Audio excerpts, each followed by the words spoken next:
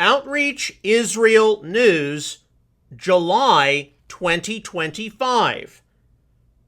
How does a post-trib eschatology change your worldview? For many people, there is perhaps no topic more controversial at times than the infamous pre- versus post-trib rapture debate. In fact, our family and myself individually went through a change of positions right as the Lord was drawing us into the Messianic community in August and September 1995.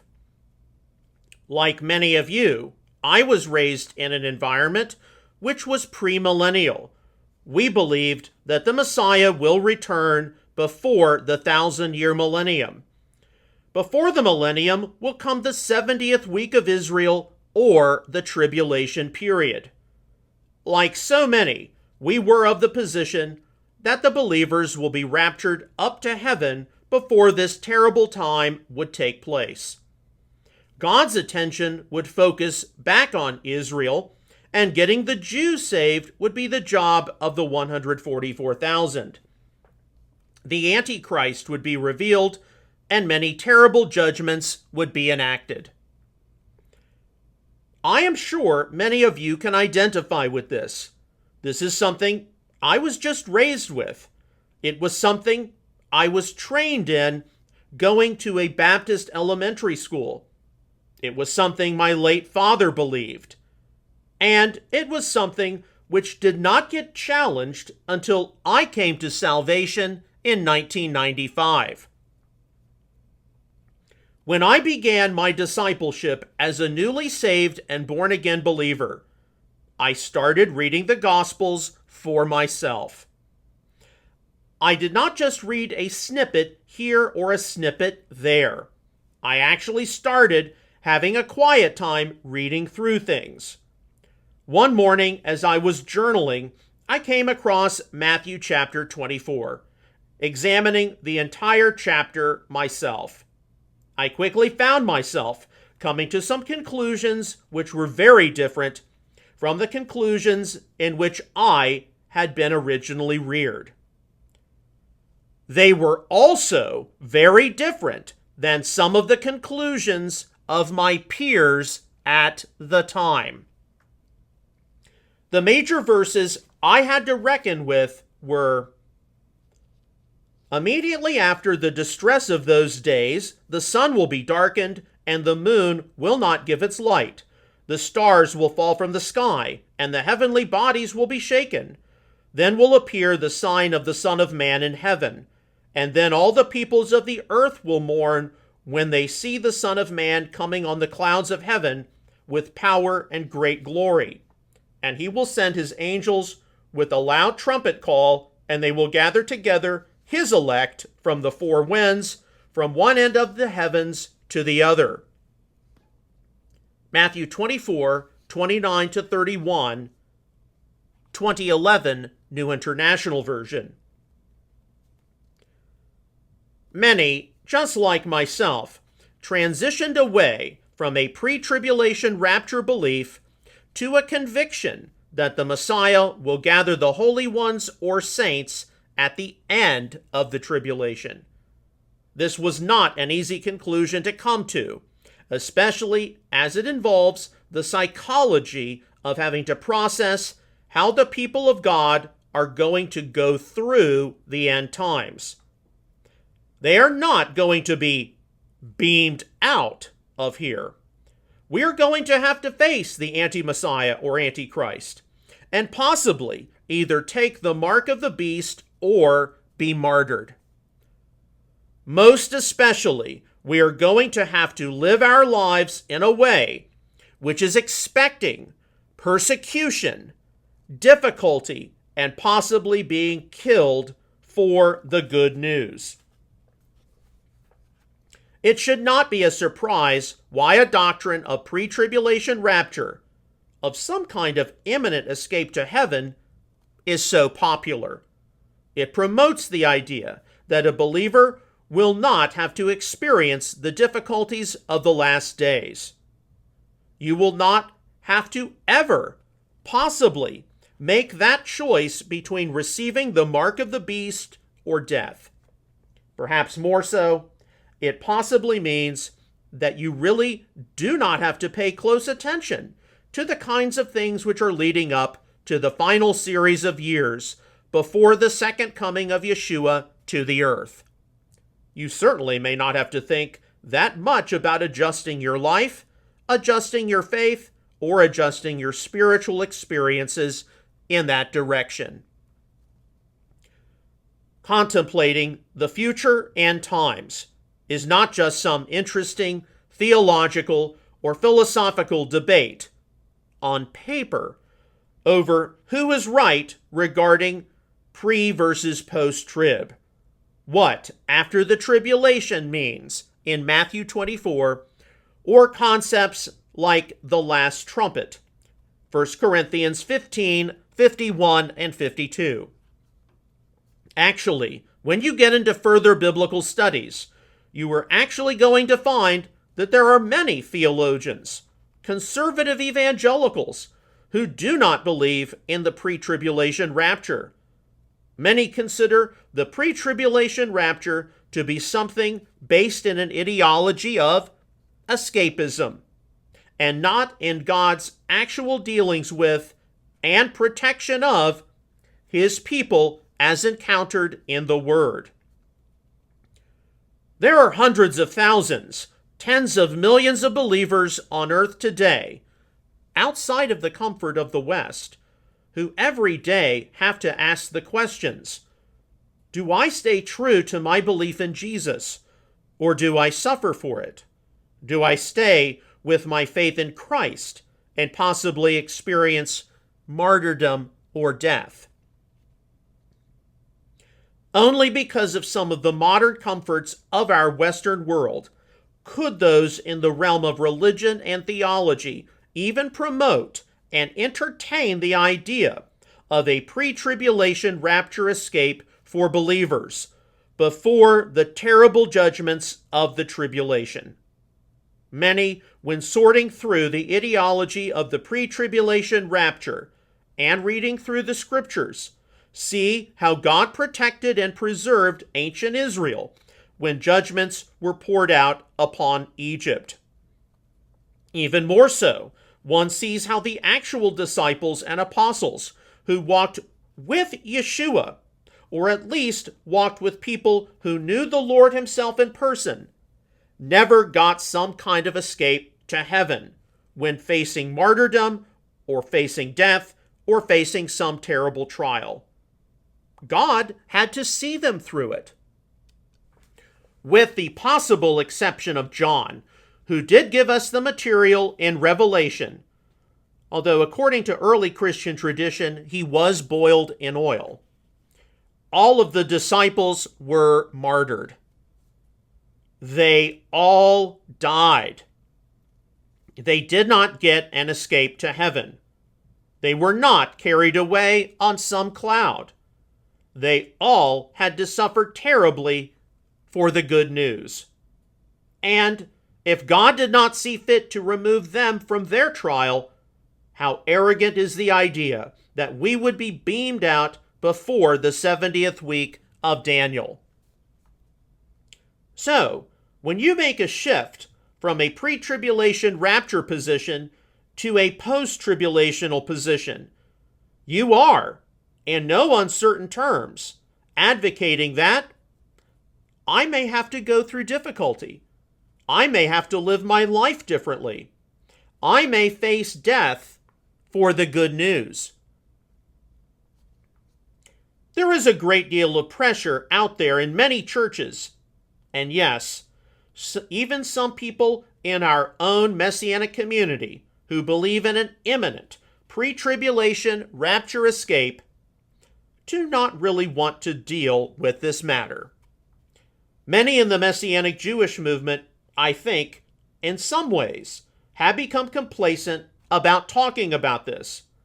My own local congregation does not really talk about the pre versus post-trib issue, probably because it literally sits in the backyard of Dallas Theological Seminary, a major hub of dispensationalism. And we do have a number of Messianic Jewish students who go to DTS, visiting and frequently attending. I do have one interesting anecdote for you, though. Visiting my local congregation, the 22nd of April, 2022, was Mitch Glazer, director of Chosen People Ministries, which is a major evangelistic Jewish outreach group based in New York City. Many of you have heard of them, but they are definitely dispensational and pre-trib. Mitch Glazer was giving an update about some of the ministry activities CPM had been involved with, and their success rate. This is all good. Then he said how one day Yeshua is going to return, and he is going to rapture us up to heaven before the tribulation period.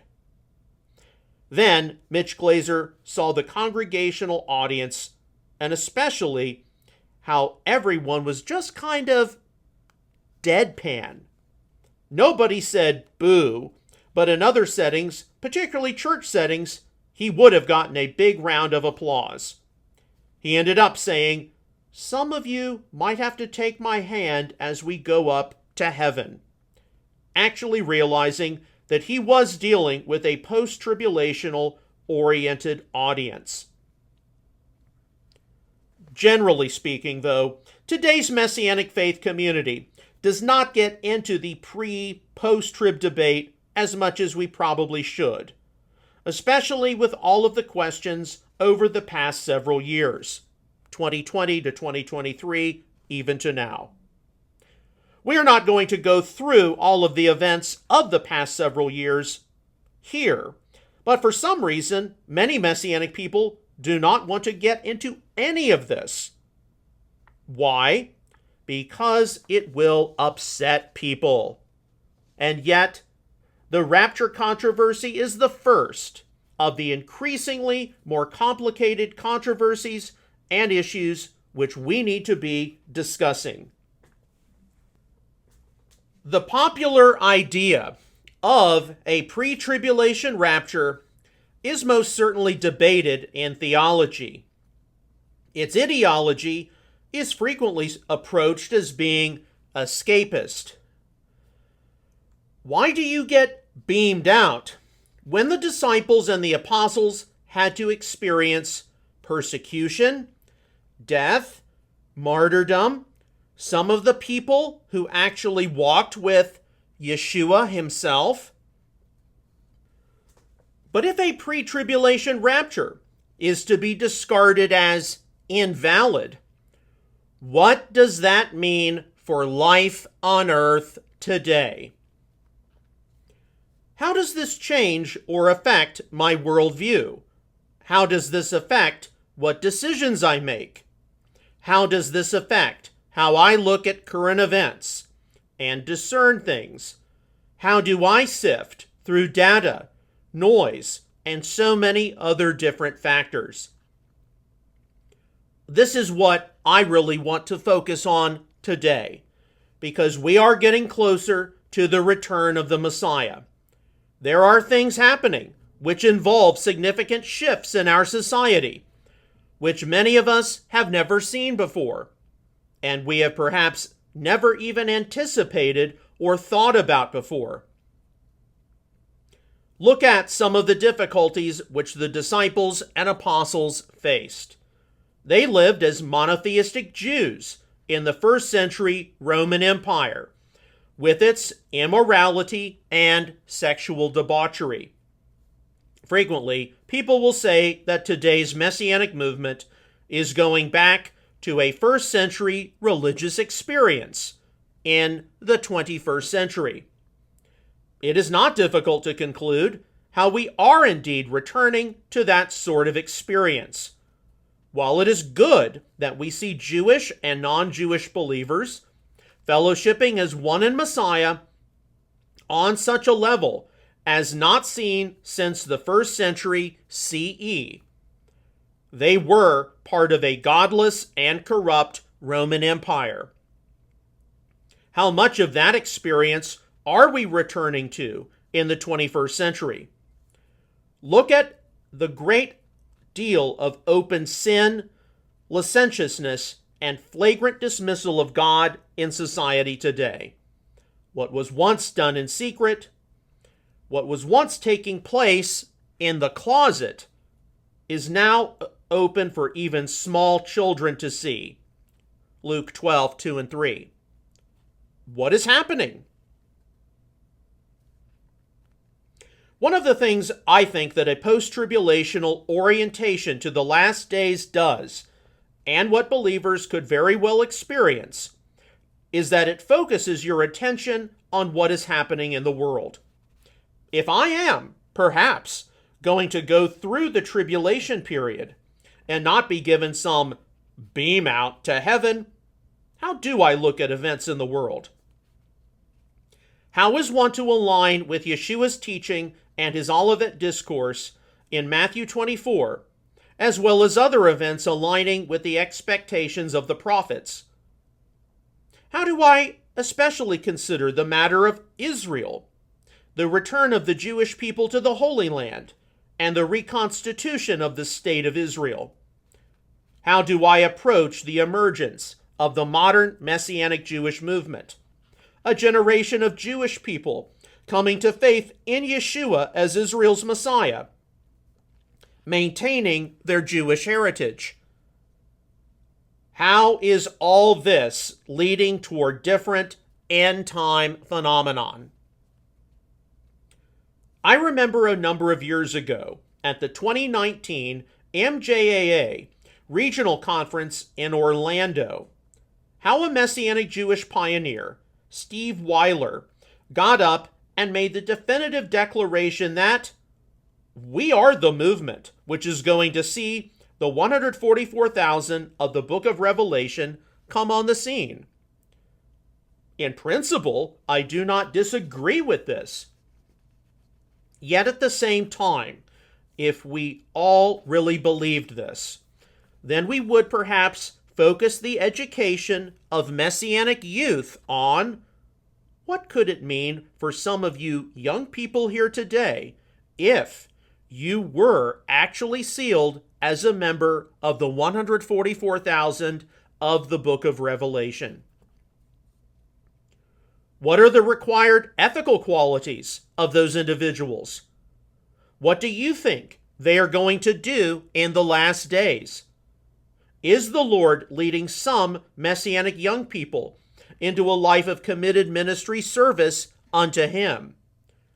Or do some possibly just think that because they have Jewish ancestry and believe in Yeshua, that they will just be automatic shoo-ins for the 144,000? The focus of attention of someone who is post-trib is on these kinds of matters. Likewise, what is happening with the world of technology, our privacy? What is happening with economics? What is happening with the ability for people to go online and have access to information, which 10 and certainly 20 years ago, they did not have as easy access to? So, if you have a post-tribulational orientation to the last days, you will be focusing on world matters, matters of Israel, and matters of the Messianic community in a very heightened way. For many, they experience an alteration of some sort in their personal and perhaps even family's worldview. This can especially take place if you are a non-Jewish believer whom God has genuinely led into the Messianic community. While such a calling definitely involves serving as a co-laborer with Jewish believers in the salvation of Israel, it may also be seen to involve participating as mutual supporters of one another in the last days and in some of the difficulties anticipated in the last days. How much do we have to learn from not only the exodus and wilderness sojourn of ancient Israel, but things like the exiles of the northern and southern kingdom? Perhaps more so, the Maccabean crisis of the 2nd century BCE. You should know about the figure of Antiochus Epiphanes, as there are many parallels to be made between him and the future anti-Messiah or Antichrist. And for sure, what lessons are there to be learned from one of the biggest dress rehearsals, as it were, of the last days? The Second World War and the Holocaust. How does the belief that a person is going to go through this change your ideology?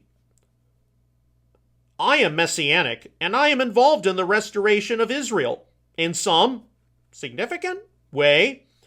Why am I doing things from the scriptures which previous generations of Christians did not do?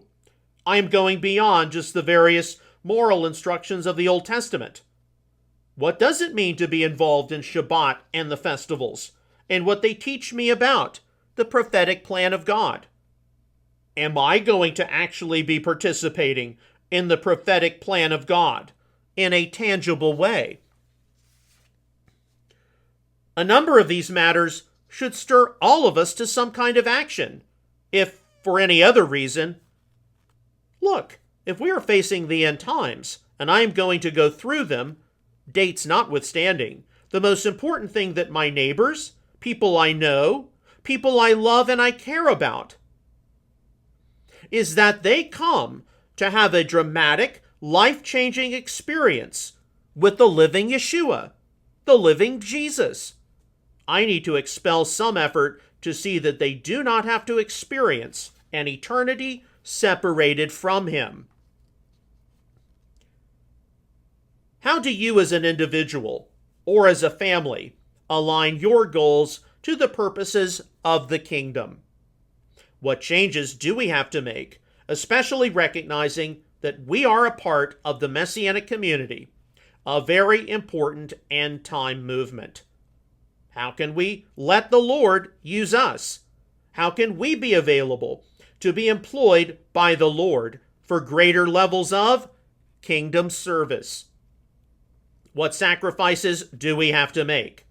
How are things going to be different? This is where I can definitely tell you that many of the non-Jewish believers who I have interacted with over the years have had to weigh some very serious questions. These are people whom God has genuinely called into the Messianic community. It is not just because they believe in the importance of their faith heritage in the scriptures of Israel, or that they think that something like Passover is important for God's people. It also has to do with how they are of the significant conviction that God has wanted them to come alongside Jewish believers participating in matters of Jewish outreach, evangelism, and with us collectively working toward the return of the King. And with that, there is going to be difficulty along the way. When it is stressed in the Messianic Jewish movement that non-Jewish believers who have been called into it are like proverbial Ruths, you get many people, of course, who like to say, "Your people will be my people, and your God, my God." Ruth 1:16b, Tree of Life version. Oh, this is so wonderful. But Ruth's word to Naomi continued saying, "Where you die, I will die, and there I will be buried. May Adonai deal with me, and worse, if anything but death comes between me and you." Ruth 1:17, Tree of Life version. How severe is a Ruth calling for non-Jewish believers in the Messianic community? This is why you do not see many non-Jewish people actually make it. Many will come into the Messianic community for a while, and they will go through a season of connecting to their faith heritage in the scriptures of Israel. They will go through a few years of attending services on Shabbat, reading through the Torah cycle, remembering the festivals of Israel. But then they will find a way to exit. While circumstances vary, many non-Jewish believers who enter into the Messianic sphere of influence do not make it that long, past 3 years. While only God knows their ultimate reasons, it becomes clear enough that they may not have been called by Him to be part of the Messianic movement over the long term. They might not actually have the endurance to participate in various end-time matters. I can tell you for myself that because of the uniqueness of the Messianic movement as a distinct end-time move of God, that the end times are ultimately the reason which has kept me from exiting. It is true that there are wonderful things about reconnecting to one's faith heritage in the Tanakh, Old Testament, the weekly Shabbat, the appointed times or Moedim, a kosher style of diet, going through traditional Jewish liturgy, and directly fellowshipping with Messianic Jewish believers. These are wonderful, beautiful things. Yet involved with this, there are sacrifices to be made. There are things which have to be given up. And some of these sacrifices can be really big. They are things which you do not have to give up in a more established evangelical Protestant setting. If one is part of standard North American evangelicalism, if you do not like something in a particular community, you can easily go find another. But there is only one Messianic movement, and that single Messianic movement has associated with itself the intention of being here until the return of the Messiah. In spite of what various other religious movements may say, they do not have heralding the return of the Messiah as their conscious, everyday mission. While many rightfully believe that one day the Messiah will return, that there will be a resurrection of the dead, and that his kingdom will come, the Messianic community has all Israel will be saved, Romans 11:26, as where it is decisively going. For me, being involved in this kind of significant salvation historical trajectory is what has kept me from finding something else to be involved with.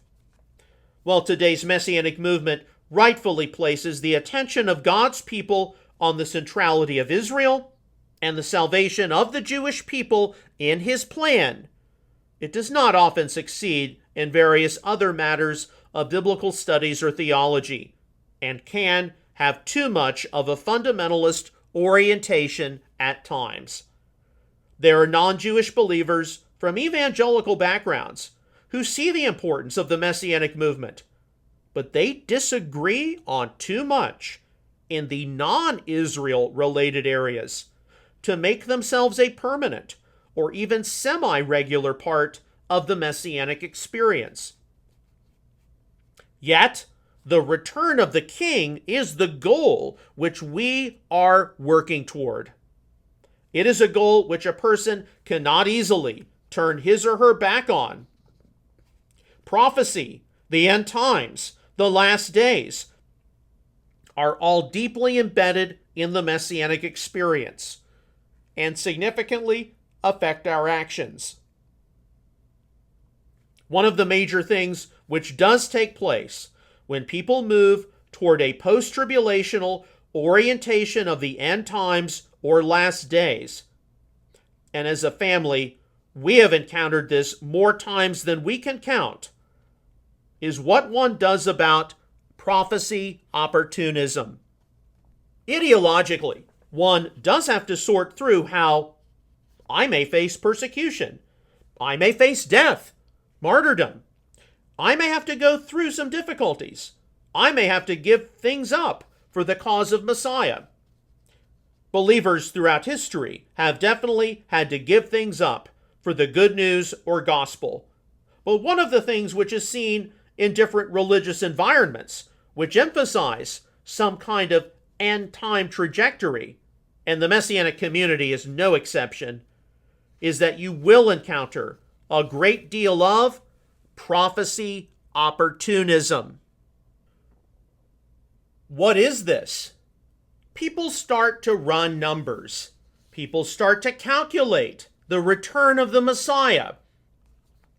How many of you have a Bible which has some kind of a chart of the tribulation period? Is that chart 100% accurate?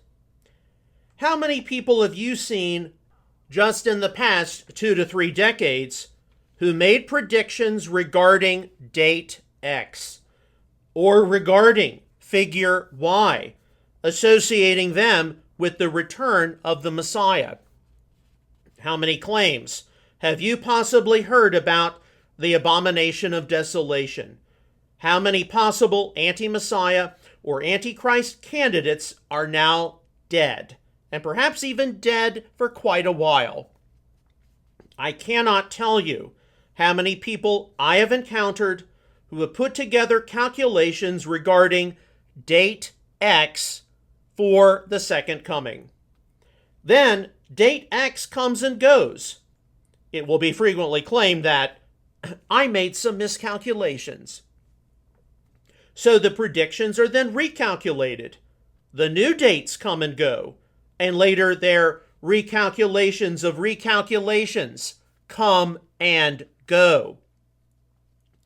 What this does is that it brings a huge amount of discreditation to the legitimate prophetic message of Scripture, which is to call people to repentance, bring them into saving faith with the God of Israel via his Son, Yeshua, and to get them to confess and repent of their sins.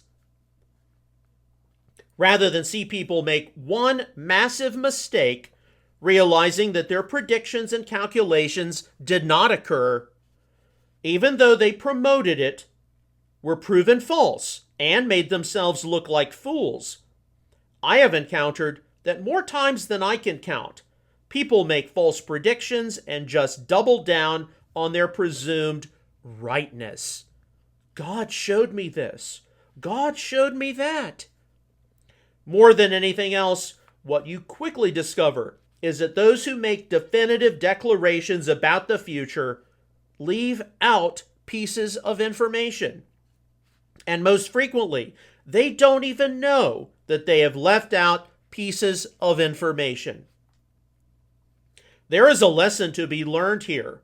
In the first century world of Second Temple Judaism, the Jewish rabbis and authorities had certain expectations of what the Messiah was to come and do. Many of these expectations were right, as they were based in the Tanakh scriptures, but many of them were also inaccurate. The Messiah was to mainly be a political figure who would come, overthrow the Romans, and restore the Davidic monarchy. Yeshua of Nazareth did come on the scene, but rather than overthrowing the Romans, what happened was that he was executed by the Romans.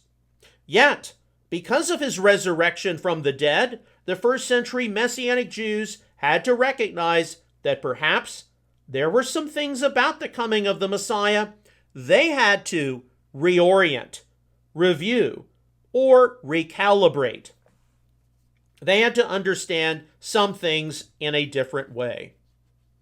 Similarly, with the second coming and the return of the Messiah, I think that there are many things pre-tribulation rapture dispensationalists have actually gotten right.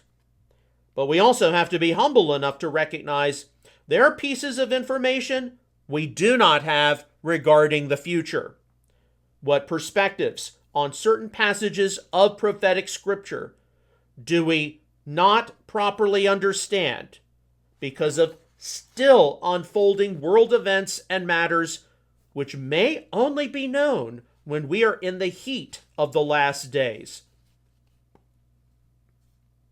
We do have to have a prophecy realism. We absolutely need to be paying attention to what is happening in the world, especially as during the past several years, since 2020 to the present, there have been many things happening. But our job as God's people is to herald the kingdom. We are to be concerned about the priorities of the people of light, not the people of darkness, the kingdom of God, not the kingdom of Satan. So, as we are representatives of God's kingdom, how are we contributing to the return of the Messiah? The ultimate goal of what we are involved with is to see him reign from Jerusalem, not see the kingdom of the beast emerge. I think if we can orient ourselves toward an understanding of how we will be going to go through the end times, and are not just going to have some beam out, then we will constructively approach what we are supposed to be doing as redeemed, born-again men and women.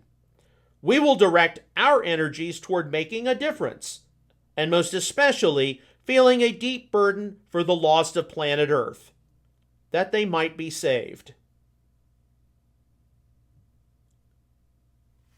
I know in my own case, I have a spiritual assignment to walk in lockstep with my Messianic Jewish brothers and sisters. The ministry God has given my family is that we're supposed to be working for the salvation of Israel and the restoration of the kingdom. But as important as the Messianic mission is, there are some uncertainties in our Messianic future. While it is imperative for today's Messianic people to have a burden for the Jewish people, those who are perishing without knowing Yeshua as their Messiah, what God is doing with Israel also affects the whole world, and subsequently the lost souls of humanity at large. As we sadly consider how significantly lost many people truly are today, we have to know a few things about what issues are impacting them negatively. Why are there so many people found in a condition of rebellion and dismissal toward their Creator?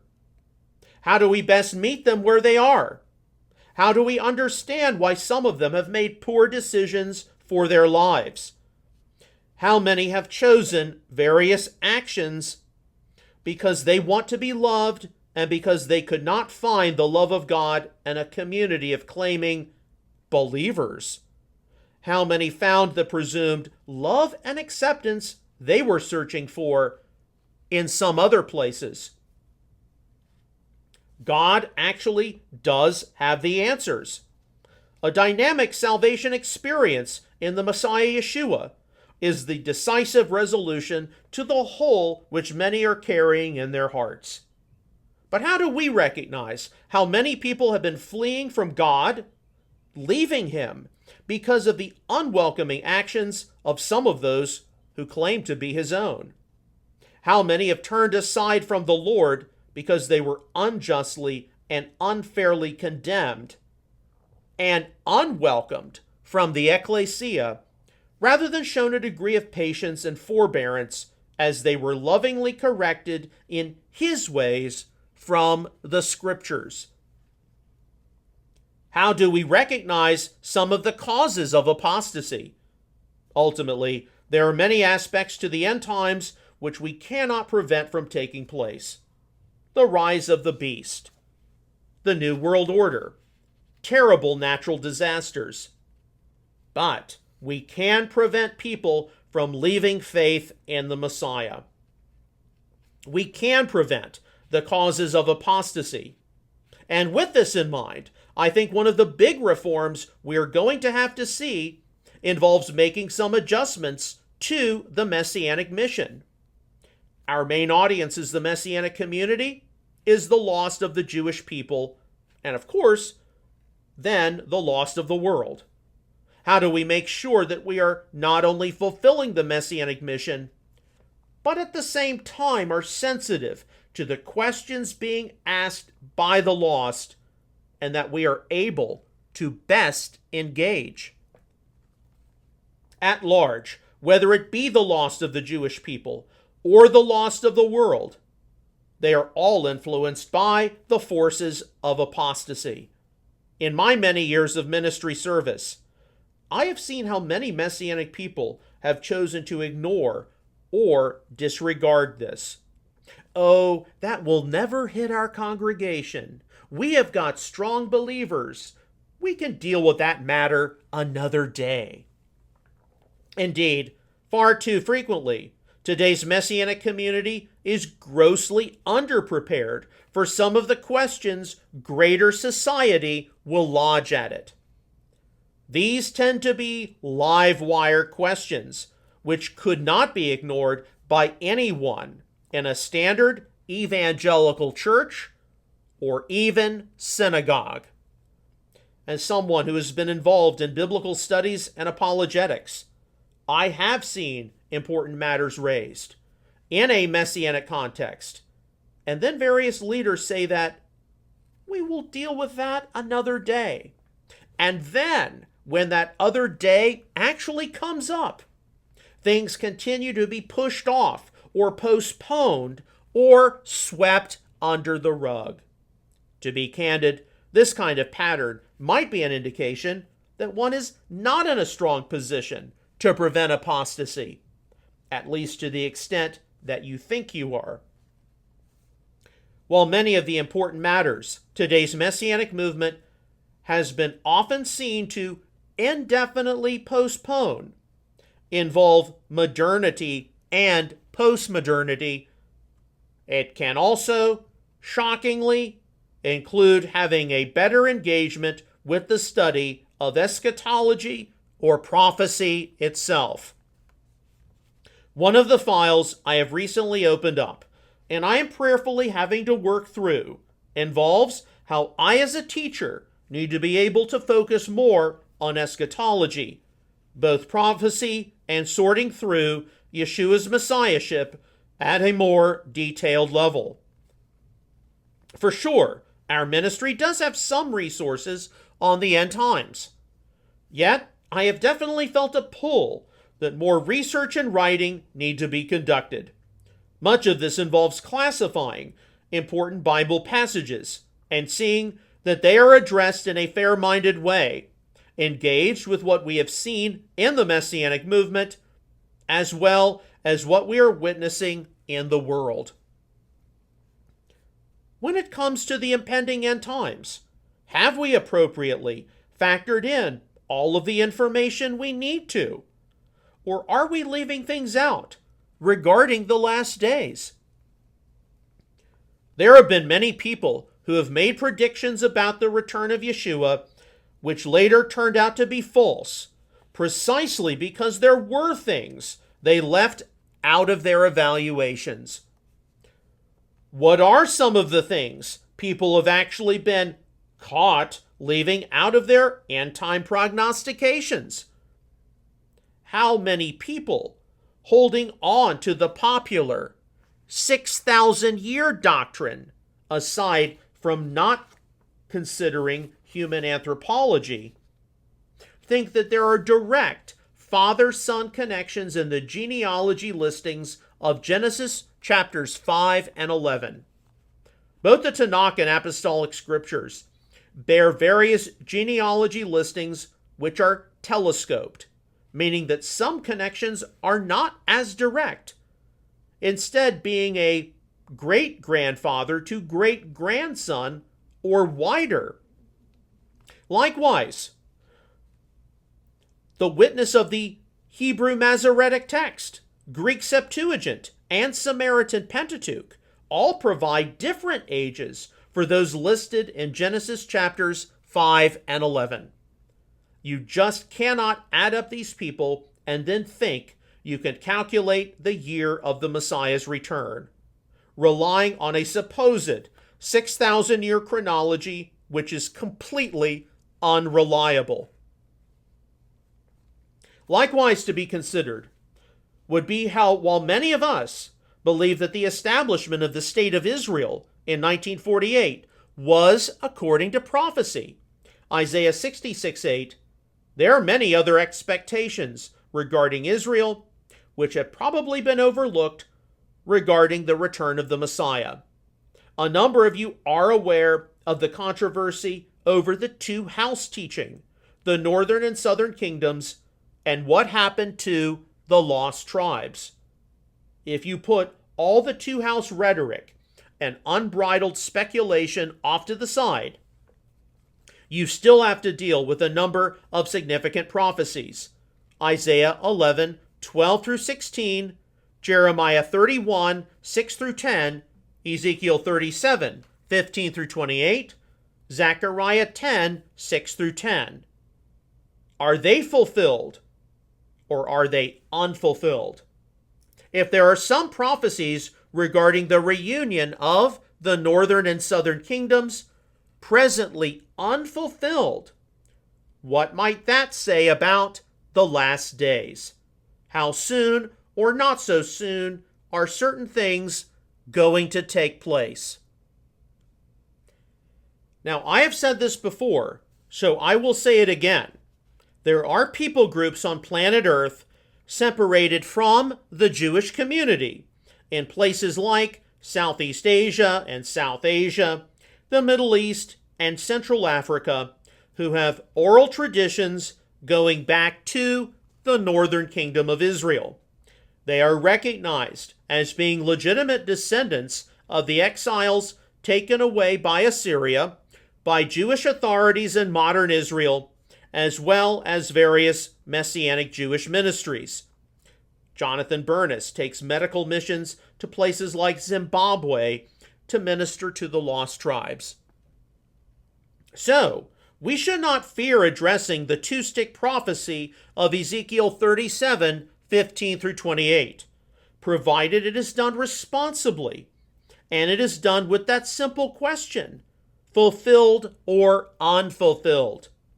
I am sorry that this issue was handled in a very immature way by various older voices at the turn of the millennium, because it could have been resolved very easily.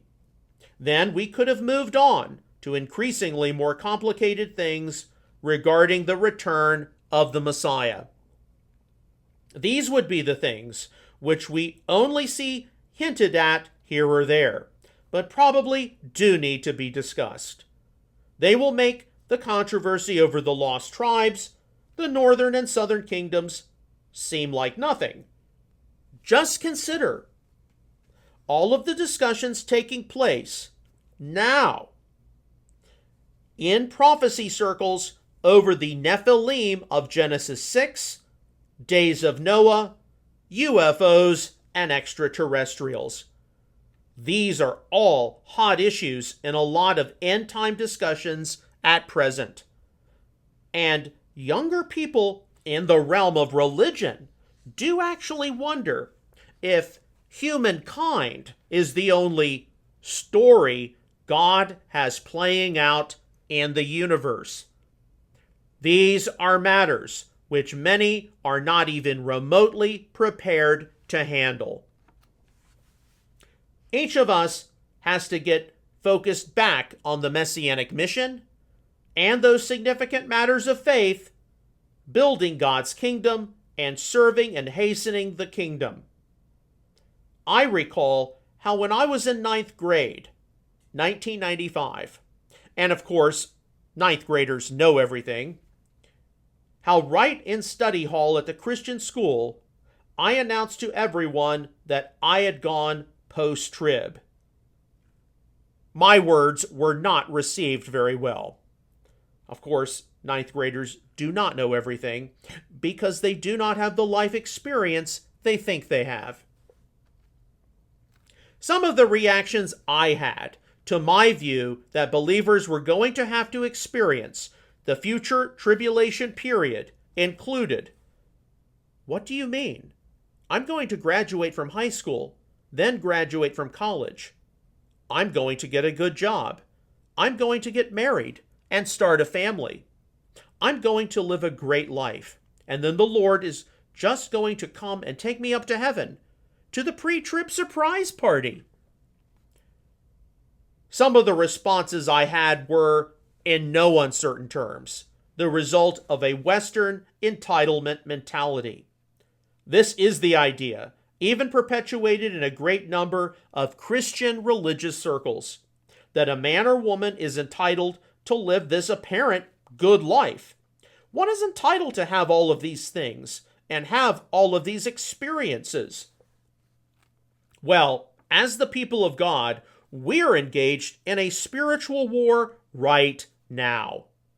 And if you are in the Messianic community and you are focused on matters of Israel, matters of what is happening in the world, the things leading up to the Messiah's return, then you are much more conscious of how the presumed entitlements, which much of Western Christianity has told young men and young women they will all receive, you may not necessarily receive. We are in the middle of a spiritual war. Aside from various false predictions some people have made, we are approaching, sooner or later, endgame.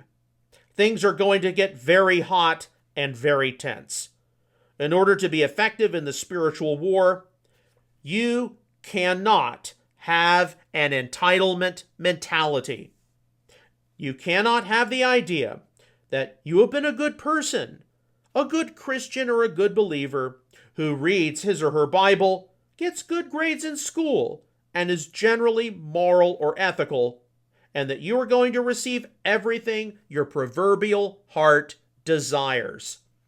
You cannot assume that you are just going to get that job, that you are going to get that husband or wife and have those children. You cannot just expect material things. But what you can count on is the Lord expecting you to make a difference for His kingdom. The Holy Scriptures very much have a subversive quality to them. Much of what we encounter in the Gospels and the apostolic letters is seen to dismiss the entitlement mentality found in a great deal of Western Christianity. The Lord gives a man or woman what is needed to accomplish the purposes of His kingdom. Certainly, I have had to look back on my own life. I have been a good person. I have been a very good believer. I went to college. I went to seminary. I have written a wide number of books on theology. But I would not say personally that I have had the life I expected I would have. I do have the assurance, though, that I have done the best job I could have done for the purposes of the kingdom. And this will be especially realized, at least for me personally, as we take more and more leaps forward toward the second coming of the Messiah.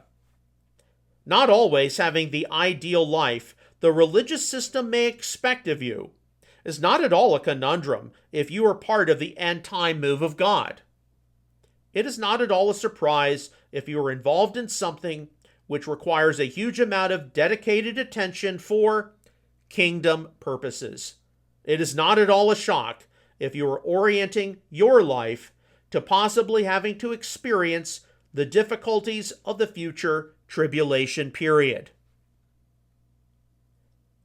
How does a post-trib eschatology change your worldview? The main thing it does is that if you believe you are going to be present during the 70th week of Daniel, you are forced to connect to God in ways, even now, which those who expect to be removed from it will not connect to Him.